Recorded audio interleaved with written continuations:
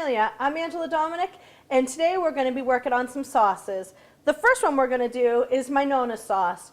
I call it my Nona sauce because it's the same tomato sauce that my grandmother's been making since I was a little girl. So what we're going to need for ingredients are, we're going to need some onions, some garlic, our tomatoes, some dry herbs, as well as some wine. Let me grab what I need. We're going to use a white onion and some garlic, as well as these are the kind of tomatoes we're going to use. We're going to use some whole peeled and some crushed.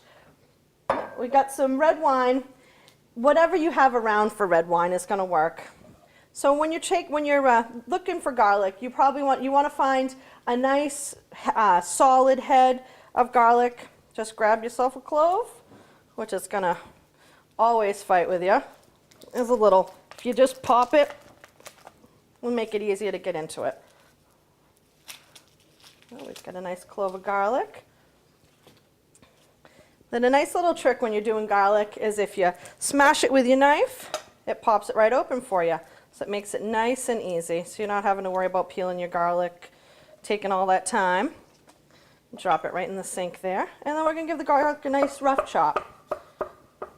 Make sure your knife is really sharp because you don't want to slip off the garlic and cut your finger. It would be a bad way to start the day, a nice day of cooking. The nice thing about what we're doing today is we're going to make a basic tomato sauce, which is actually a vegetarian sauce, and then we're going to turn it into several different dishes. We're going to make a nice chicken cacciatore with some leftovers we have in the fridge, and we're also going to make a puttanesca from some things that we're going to find in the pantry. The last thing, we're going to take it completely in a different direction and make a chili out of an Italian tomato sauce. So when you're doing the onion, you just want to take your ends off, give your onion a nice peel, make sure you got a nice clean space to work with. And again, a nice rough chop on your onions is all you really need. There we go. Whoops. Love these new knives, the Santokus. They've got the grooves in the side. It helps so things don't stick, gives it a little release. And then get them right in your bowl so we're all ready to go. So like I said, we're going to use two different kinds of tomatoes. We're going to use a crushed tomato as well as a whole peeled tomato. What you're going to want to do with the whole peeled are nice big tomatoes, but we're going to get right in there. My grandmother always says if your hands don't go into the food, then it's not good Italian food. So we just want to get in and break up our tomatoes a little bit. Make sure that they're going to break down a little bit in the sauce as well, but make sure that they're just got a good break to them. So they're nice and rough. Give a good rinse here. And then we're going to be ready to go to the stove. It's a real easy prep on this red sauce. Again, it's a vegetarian sauce, so you're not starting it with any meat. We're just going to start it with our garlic and our onions. So we're going to head to the stove. We got a couple different kinds of olive oil going over here. I love a nice extra virgin olive oil. It's got a good nutty taste to it, but not for sauteing. It doesn't have a high enough burn temperature. So we're going to go ahead and get our stove going. There we go, nice and high, so we can get a good saute on the garlic and the onions. Let's get some in the pan. We're using a couple of tablespoons of garlic and about 2 good sized onions in this. And you always want to salt and pepper at this point. Part of what makes this sauce is the layering of the flavors. Salt is also going to work as it's going to help extract some of the moisture from the onions, help them saute quicker. So you can hear the nice sizzle going on. We'll give those just a second so they get a little bit transparent. And then we can add our dry herbs. Again, like I said, we're layering flavors. The nice thing about the sauce, a lot of times when you're making a long cooked red sauce, you need to let it go all day long for the flavors to produce. The way that we're doing it today, with the layering of the flavors, we're going to be able to go at this sauce in an hour or two and have it be as good as it would if it cooked all day long. So that's the dried parsley. And then we've got some dried basil and some dried oregano. I'm going to let these go for a few minutes. By doing it this way, we're letting all of the oils from the basil and the oregano and the garlic all extract into the flavors with the onions and the garlic. And as soon as it starts to get a little bit sticky, we're going to grab our wine, which is actually a great Zinfandel that we had with ribs the other night. Whatever you have left over for wine, it doesn't matter whether it's a Burgundy, a Zinfandel, a Pinot Noir, as long as it tastes good enough to drink, then it's going to be good enough to go into your sauce. So as soon as this starts to stick a little bit, which we're just about there, we can go ahead and add some wine.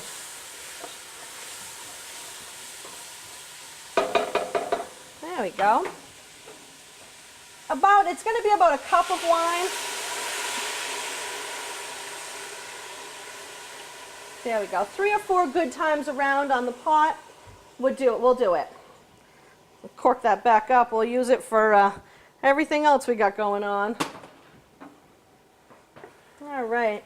Now at this point, we want them to marry a little bit, so we're going to let the wine and the onions all kind of cook down. We'll come back and get our tomatoes ready to go. Let's make sure I don't spill anything here. There you go. The onions and the garlic are about translucent, and the herbs smell like they've got some good flavors released. And in with our tomatoes.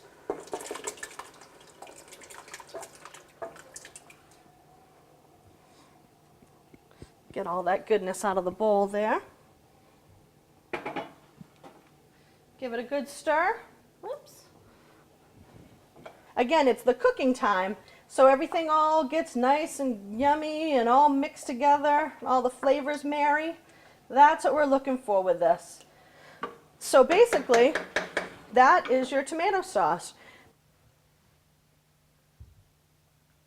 Now we're going to take my grandmother's traditional Italian tomato sauce and we're going to turn it into chili. So let me come on over and move it back. Let's shut this burner down. Make sure you have some hot pads because those handles get hot. But we'll just let it sit. And now we're going to get going on the chili. So over here to the fridge, I'm going to grab some ingredients we need. We've got some carrots, some jalapenos, some cilantro, and some bell peppers. Yep. All my loads of stuff here. Some nice fresh cilantro. A nice time-saving step. When you get home from the grocery store, always take your herbs. Always take your herbs, give them a good rinse, and wrap them in some paper. It's going to keep them fresher for a much longer time. And then they're nice and easy and ready to work with. So that's a nice time-saving step. We've got some onion left from the sauce. Got some nice carrots. I'm actually using organic carrots today. I think they've got a nice sweetness to them. Need our vegetable peeler. Ooh, and jalapenos. Always wear your rubber gloves. The last thing you want to do is chop your jalapenos and go to touch your eye. You won't do it more than once. Okay, let's give a couple carrots a good peel.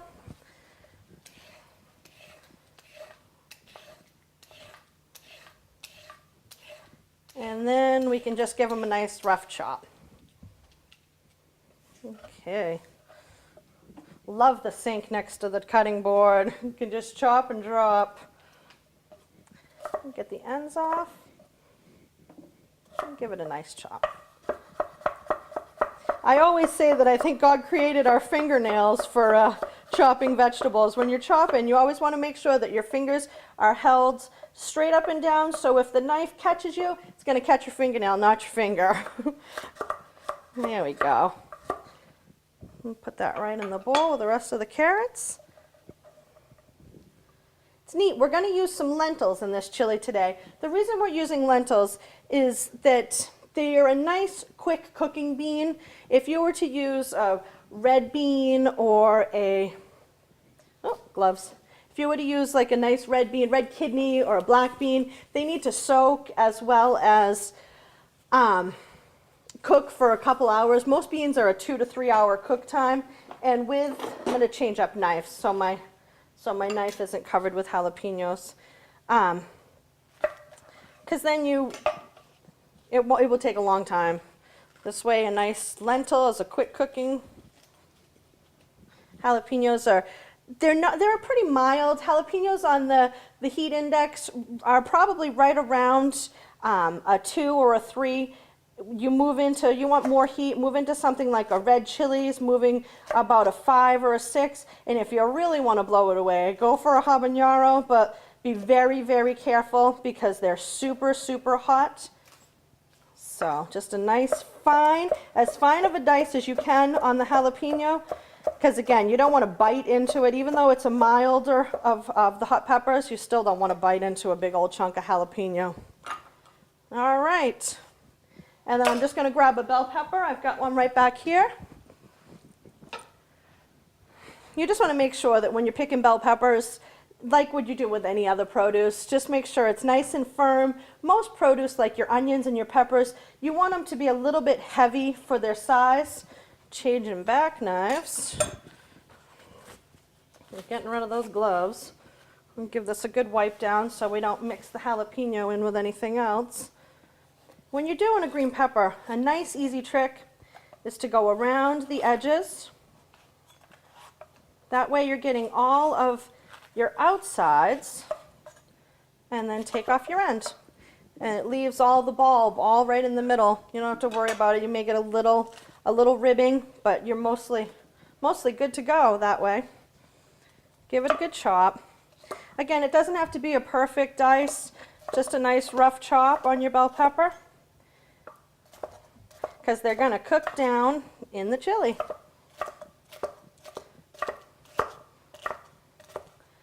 And one more section.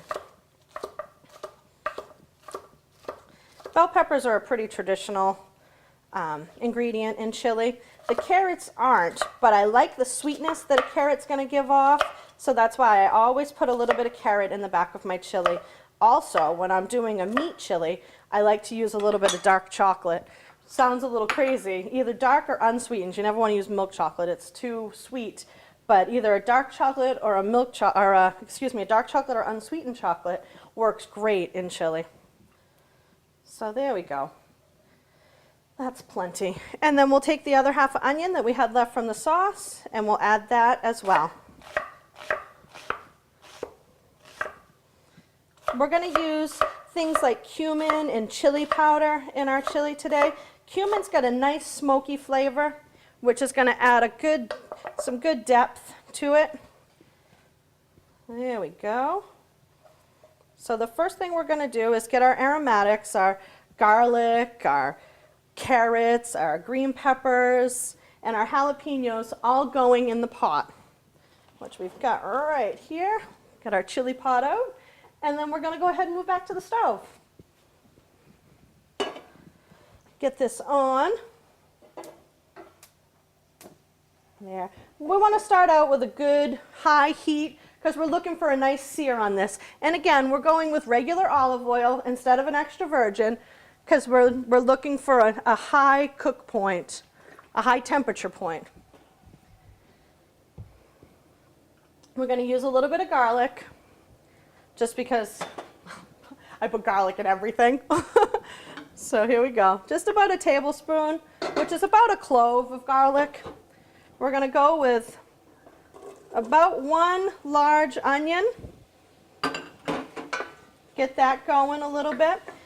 You want to be careful when you add your garlic to anything that you don't burn it, because once you burn garlic, it's over. You got to throw everything away and start over again. So let's take our peppers and our carrots over, our green bell pepper and our jalapenos, as well as our carrots. Carrots, obviously, because they're a hard vegetable, root vegetable, they're going to take a long time to cook. So they can go right in with the onions.